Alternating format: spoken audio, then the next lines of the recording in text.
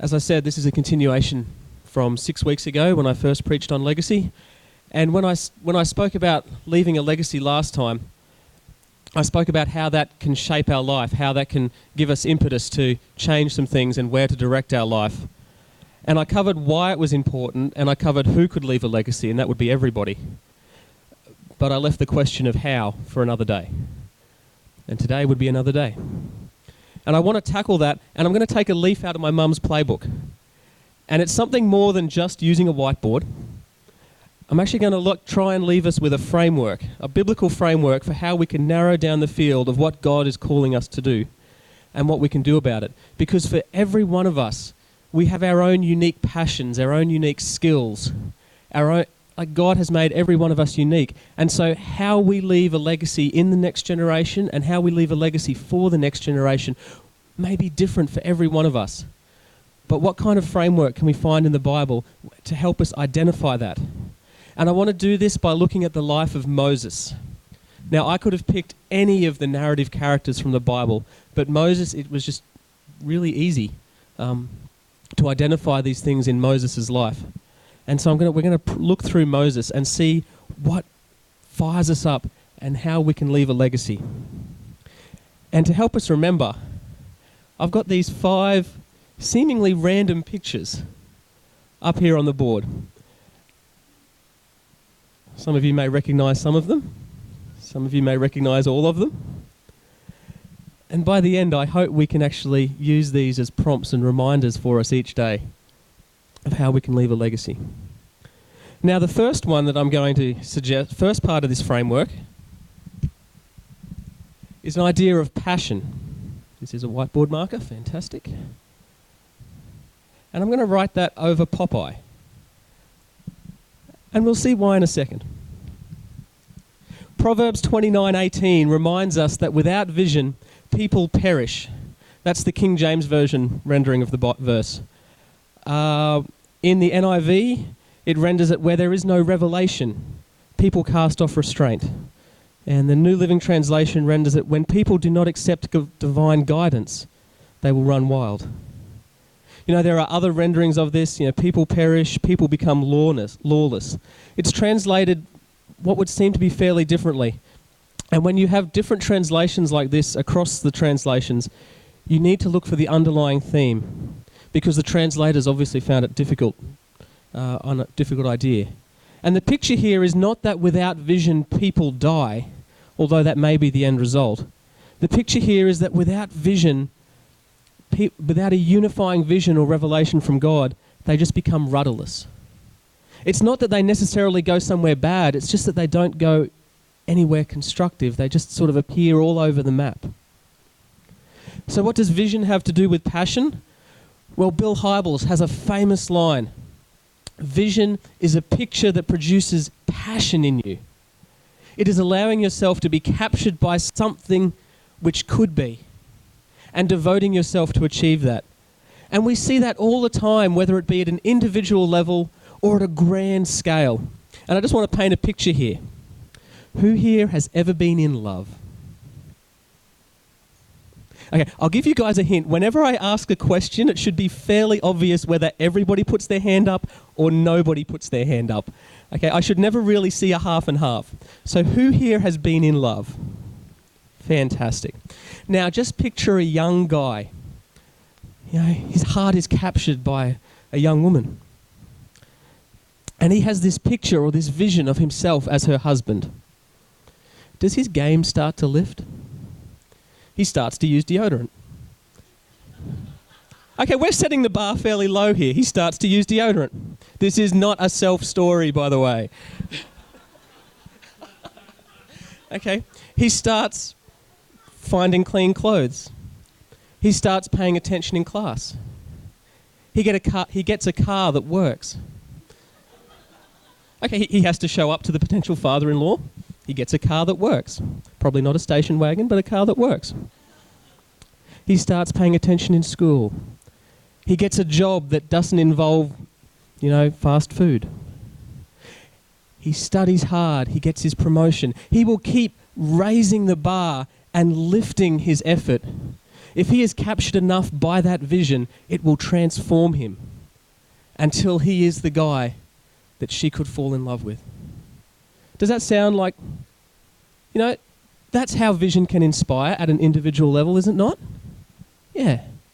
If you are captured by a vision of what could be, and that fuels your passion, you will just keep, that didn't work, I'm going to try something else. That didn't work, I'm going to try something else. And you get better and better and better, and it makes you more of who God created you to be if you are captured by that vision.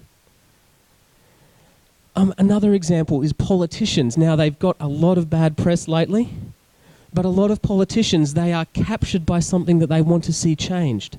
And they go into politics believing that they can change that. And they will keep getting more resources, making more alliances, doing more deals, getting more money at something until they can see that that change has been effected because they're captured by a vision. And then you can look at the global philanthropists, Elon Musk or Bill and Melinda Gates. Bill and Melinda Gates, I love their story. They describe themselves as impatient optimists, but they are throwing billions and coordinating trillions of dollars at rallying the world to conquer AIDS, conquer poverty, and get cheap access to medicine for third world countries. They have been captured by a vision that is going to require the entire world, and they just keep lifting their game. Now for Moses, his vision is what he wanted to see stopped. For Moses, he wanted to see the oppression of his people stopped. He wanted to see them free of Egypt. He had been raised in the royal court, but he saw the oppression day in, day out. And then one day he had enough. And he turned and he killed some of the guards that were oppressing the people. And then he ran. But it's like he got to this point in his life, and this is why I've got the picture of Popeye. Everybody knows Popeye loves spinach, but does everybody else know what his famous line that was in every episode was? He would see something wrong, normally with olive oil, and he would put up with it for a while, and he'd put up with it for a little bit more. And then he would say, "That's all I can stand. I can stand no more." We have a Popeye aficionado here. This is fantastic. Every episode, "That's all I can stand. I can stand no more." And then he'd pop his spinach, and he would do something about it. This is the story of Moses. Moses had reached a point, "That's all I can stand no more."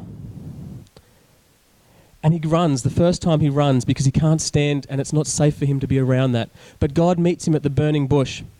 And in Exodus 3, verses 7 to 10, the Lord says, "I have surely seen the affliction of my people who are in Egypt, and I've given heed to their cry because of their taskmasters, for I am aware of their suffering. So I have come down to deliver them from the power of the Egyptians and to bring them up from the land to a good and spacious land, to a land flowing with milk and honey, to a place of the Canaanites, Hittites, Amorites, Perizzites, Hivites, and Jebusites. Now behold, the cry of the sons of Israel has come to me, and furthermore I have seen the oppressions with which the Egyptians are oppressing them. Come now, I will send you to Pharaoh, so that you may bring my people and the sons of Israel out of Egypt." Or in other words, Moses, that's all I can stand. I can stand no more. You and I share the same passion. You and I share the same vision, and we're going to do something.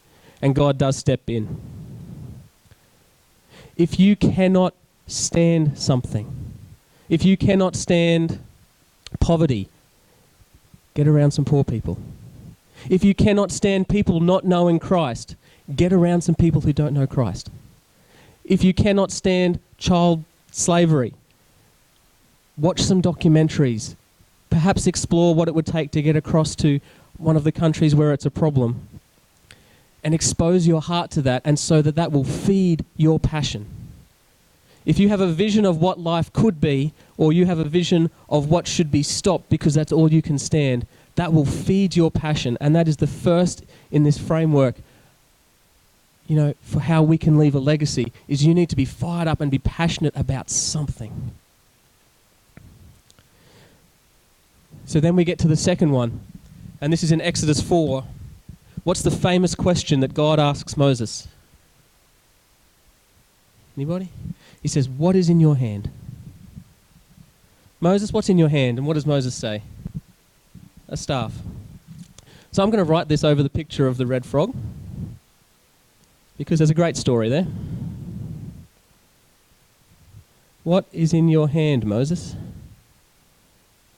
"A staff," he replied. So throw it on the ground. What God does is he shows Moses how through that staff, it's a stick, maybe with a crook on the top.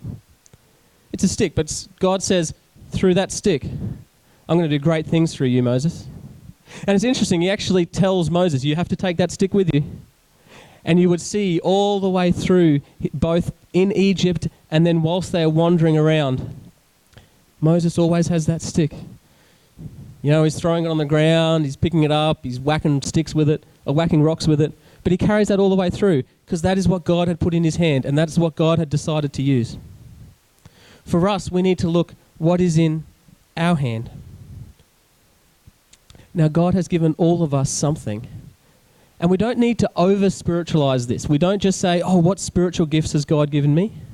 You know, that's true. All of us have spiritual gifts. But God has also given us a whole lot of other gifts as well, which we sometimes might not consider. It could be our abilities, our skills, resources and influences we have in our circle of friends and connections.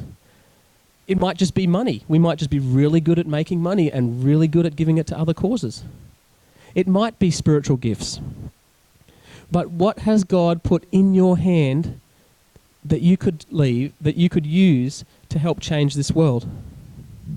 If you're looking at spiritual gifts, we have resources and books, and there's lots of teaching on the podcasts about how to identify our spiritual gifts.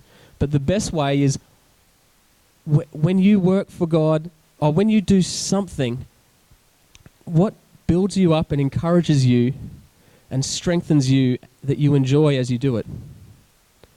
Because that may be a very good indicator of how God has wired you for spiritual gifts. You know, I've got the story of the red frog up there because that's Andy Goulet's story.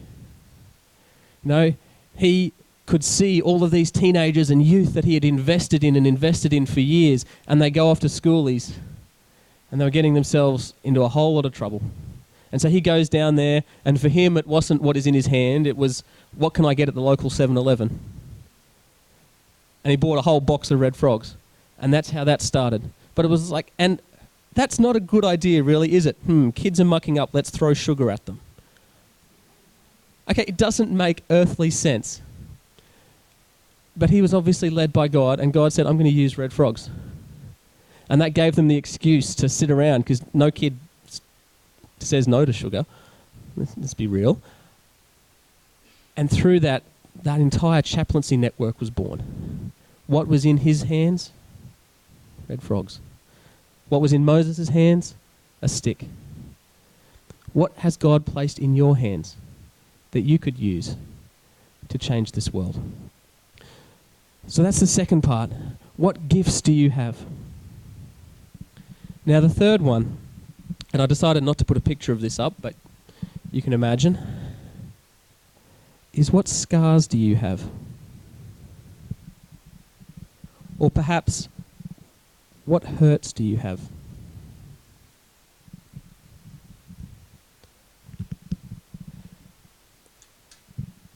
This is a tricky one.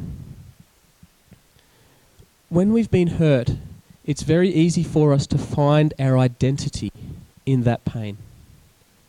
It's very easy for us to identify, I was cheated. I was wronged. That person did something and it cost me a lot. Or it might have left a physical scar. And it's very easy to identify and to find our identity in that pain. Sadly, my Facebook feed is continually full of people who identify themselves that way. I suffer from this, and that's all they ever post about. I suffered this as a child, and all of that is tragic, but they identify and they cannot move on. Now, we heard earlier, our identity is not, our identity has to be in Christ. You know, we are sons and daughters of Christ. That's where our identity has to be. But that doesn't mean that we can't use our scars and use our hurts to influence this world. You will never find healing if you hold on to and identify as your hurt. But pain, where we've experienced, it allows us to empathize with people. In one sense, it anchors our passion because we can give really tangible, we know what it's like to have been there. When I ran Tough Mudder 2 weeks ago, the charity that was attached to it was called Soldier On. And it's a charity that seeks to change the lives of returning veterans who have been hurt, who are carrying physical scars and often much worse. And often a lot of mental scars at the same time. But you know who is at the core of that? You know who the volunteers were down at Tough Mudder talking to people about that cause? They were the wounded vets. They were those wounded soldiers. There was a crazy one there who had no arms who was running the course. But he was doing that to raise awareness because he was passionate about helping his fellow soldiers find recovery. He was passionate about promoting that cause. You know, for him, he wasn't going to sit there and identify and find his identity in what he had lost. He was finding his identity in what he could do for others who had been in the same situation. Big difference, big change. But that was transforming his life and hopefully transforming others. I mean, it was certainly inspiring for me to see that guy. And he was ahead of me. I don't even know how he got through some of the obstacles. But he was doing an amazing job being a great ambassador for that because that's where his hurt had been. That's where his scars were. But when you talked to him, you had no doubt, how seriously and how much a difference he wanted to make. For Moses, Pharaoh tried to kill him and had driven him from his homeland, had driven him from everything he had known and had effectively left him with nothing except the clothes on his back. Moses had had a taste of what life was like for all of the rest of the Israelites, for all the rest of God's people. He would have been able to, in some small way, empathize with them because he'd been there. So our identity is found in Christ, but it has been said that God never wastes a hurt, and this is how our hurts and our scars can help us find where God wants us to impact this world and leave a legacy. So we're up to number 4. It's the fourth thing that we can look for in leaving a legacy. Now, I've got a picture here of some wedding rings. But what I wanted that to signify was actually what relationships do we have in our life.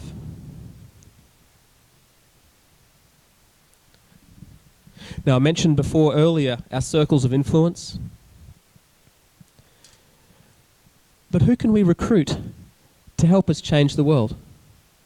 Who can we get fired up and to share our passion to change this world?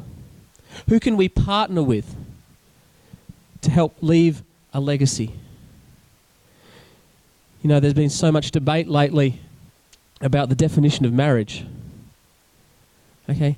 But if you view a family as leaving a legacy in the next generation and for the next generation, then that closest partnership has to be a husband and wife to raise that child. That's just one example. You look at Moses' life. Moses' father-in-law comes in and gives him a whole bunch of advice later on in his life. But even back at Exodus 4, when Moses is saying, God, I can't do this. God, I'm not brave enough. God, I cannot speak. God goes, okay, you can't speak. Your brother, he can speak. Great, you two are now a team. Don't just think that I'm going to let you out of this because you don't have the skills. And I think sometimes the modern church needs to know that. Just because we don't personally have the skills does not mean God is not calling you to do something about it. Me working in a small business for 18 months has taught me that. If there is a problem, you find a resource to fix it. You find a person to fix it. You know, in a small business, you pay for somebody to do the job that you can't do if it's going to help it work. You know, the church does not get out of this because we can't find the right skilled person. Okay? Or because you are not the right skilled person. If you are passionate about something, we have a church community here, and then we have contacts, and then they have contacts. Just because you do not have the skill does not mean that is not where God has placed your passion, and that is where you can leave a legacy. My favourite character in this is Gideon. You know, Gideon was found in Judges 6. The Israelites are worshipping Baal and Ashtoreth, and they had been conquered by the Midianites, and they were taking on elements of the other religions. And Gideon and God, that's all I can stand. I can stand no more. And so Gideon and God team up. And Gideon's first act is to cut down all of the Asherah poles and burn the idols of Baal in his local village. And he can't do it himself. There's too many of them to do. So he recruits 10 servants. And he wins over 10 people. And they go around and they cut everything down and they burn it. And the whole village rebels and says, "Why are you doing this?" I think it's Gideon's dad stands up and says, "Asherah and Baal, they can defend for themselves." Oh, no, they can't, actually. I love the little bits of mockery through the Bible. It's fantastic, especially when it comes to false gods. But he recruits 10. Then he recruits his family, and then the village. And if you follow Gideon's life, what does God do at the end? The army is too big, and it has to be broken up and divided. You know, if that was in today's world, we would have actually said, you know, Gideon's purpose went viral. You know, there were, 30,000 soldiers? Yeah. And God sent 90% of them home. But Gideon, I can't do this by myself, so I'm just going to get more and more and more and more people involved until we can do it together. And God did amazing things through Gideon. And that's not just a one-off. You look all the way through the Bible. Elijah had Elisha and then the school of prophets. Paul had Timothy and then all of the other pastors. The disciples had each other. Jesus had the disciples. God the Father has Jesus and the Holy Spirit. Nobody ever makes a difference on their own. So if you are passionate about something, start recruiting. Start sharing that passion. Start getting other people to buy into that passion and see where their skills and their abilities could go. And then we get to the final one. Perhaps no surprise that I've got the Bible there, but I will help to explain what that is. So if you find something that you're passionate about, and you've got an ability or an affinity to do that, and you're really good at it, and maybe it addresses some scars or some hurts that you've had in your life, and you're really good at recruiting others into that, are you going to leave a legacy? Maybe. Because you see, today's modern world, we have a lot of people who have got these four. But they're just not passionate about anything that's actually going to make a difference. You know, I know in my own life, I spent so much time in that category, and it's so easy to fall back into that category. You know, there are things that I was really passionate about. They would devote 2 or 3 hours of my life every day. I was really, really good at them, and I practiced a lot. This one really didn't come into it too much, but I was a leader, and I was actually recruiting 10 or 15 people to help me do what I wanted to do. And what that was, to be the top 1,000 players in a game called Warcraft. Has that left a legacy? Not at all. You see, we can get so fired up about something and practice and devote our lives and recruit others into it, and at the end of the day, it doesn't amount to a hill of beans. And it wastes all that passion and all that skill and all of that ability that God's placed in us for naught. I have other friends who are passionate about hiking and outdoor adventures, and they build communities around them, and they love what they do, and they're really good at it. But for them, hiking is the end of the game. You know, camping that's the end, that's all it's about. Now, they're really good and they're great guys to hang around. I really enjoy their company. But they're not going to change the world. You know, they might build a great community, and that's awesome. A community is so important. But we need to actually devote ourselves to something that will leave a legacy in the next generation or for the next generation.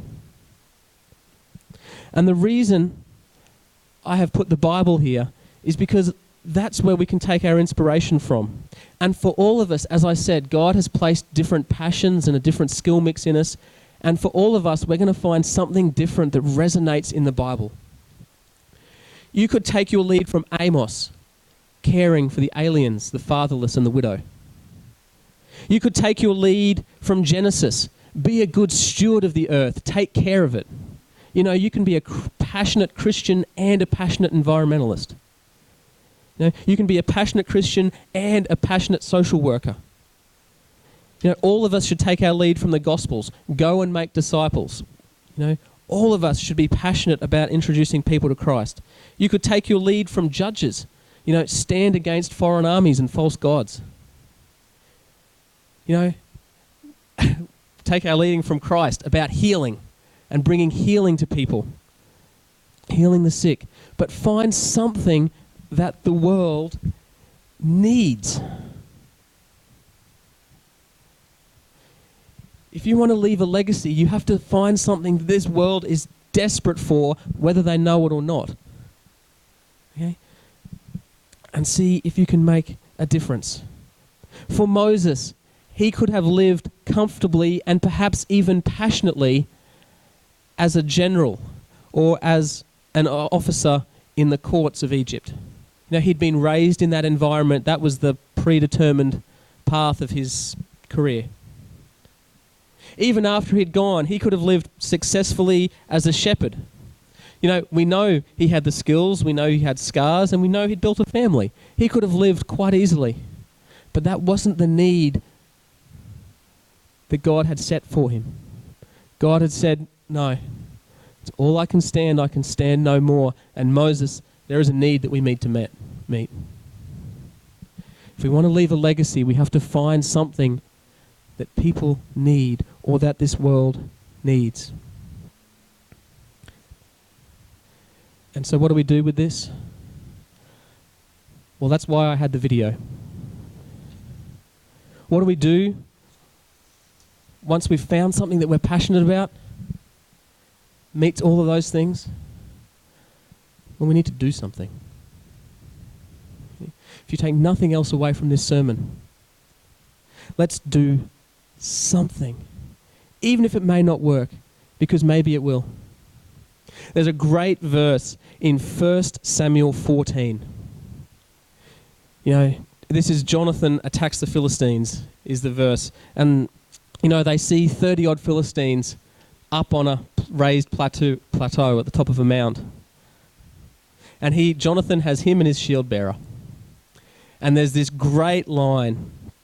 Jonathan says to his young armor bearer, "Come, let us go over to the outpost of those uncircumcised fellows. Perhaps the Lord will act on our behalf. Nothing can hinder the Lord from saving, whether by many or by a few." Do you just love that faith? Come on, let's do this. Maybe God will show up. And maybe he won't. But was that going to stop Jonathan? No. Let's do something because maybe God might show up. Maybe that might make a difference.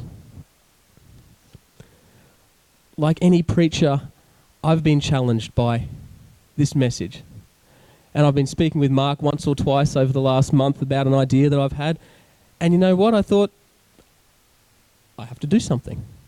I can't just have this idea. That's actually one of my weaknesses. I have these great ideas, but growing up with two big brothers, you know, sometimes I'd try ideas and I would literally get beaten down. And I hated failure. And that is perhaps one of my scars that I carry, is that I just don't like to try something that I might fail at. But that doesn't give me a free pass to do something. And if I fail, I fail. So this week, and this is just an example for me, I don't want people to get caught up. For each of you it will be different. But over the last, decade really, I actually love politics and I love technology. They are two passions that I actually like enjoying, and if you find yourself you keep reading the same news articles, you keep following the same news track, that's a good indicator of where your passions are. And for me, it's technology and politics. One of the things I'm really good at is data mining, which is getting 6 or 7 or 10 different data sets and pulling them together and seeing what information works. It's big in advertising, and it's weird, I just do it recreationally. God makes all of us weird, and that's one of mine. So God's given me a real skill at data mining and actually pulling information together. As I said, I don't like failures, but that's something I've got to overcome. And I've been mapping out some figures on, how we could perhaps use solar energy to solve some issues. Both for financial reasons, for poorer people who can't afford their electricity bills, and also environmental reasons. And I thought, this data that I'm looking at, it could make a difference. I don't have enough data. 20 spreadsheets later, I don't have enough data. And so this week I actually went and met with one of the people who works for our local federal member and said, I need more data. And I've decided I'm going to start building some more relationships in that area to get involved in politics and to get involved in that sphere. And I'm not saying I'm going into politics, heaven forbid, but I'm going to start building those relationships there. And you know what? I'm not crazy enough to believe that this will actually make a huge difference. I give this maybe a 1 or 2% chance that I'll ever get my case study written up and to a politician. I give it maybe a 0.5% chance after that ever actually making it to Parliament floor. But who knows? Maybe God might show up. Maybe God might do something extraordinary. And even if he doesn't, I will have built relationships. I will have honed my skills even more. I will have fed my passion. I will have overcome in some small way some of my hurts and fears about failing. And so the next time I see a need, I will have more of all of these to try and make a difference. And who knows, maybe the next time or the next time might be the time when God shows up. But all of us need to just do something. And I believe that is how we can leave a legacy, maybe in one person, or like Gideon, a village, and then a nation, and then the world. And for Moses, it was his family, and then the nation, and now 8,000 years later, we're still talking about it. And I'll leave you with that great line, it's actually from Gladiator, is, why don't we do something that will echo into all eternity? And I think that is a great picture of leaving a legacy.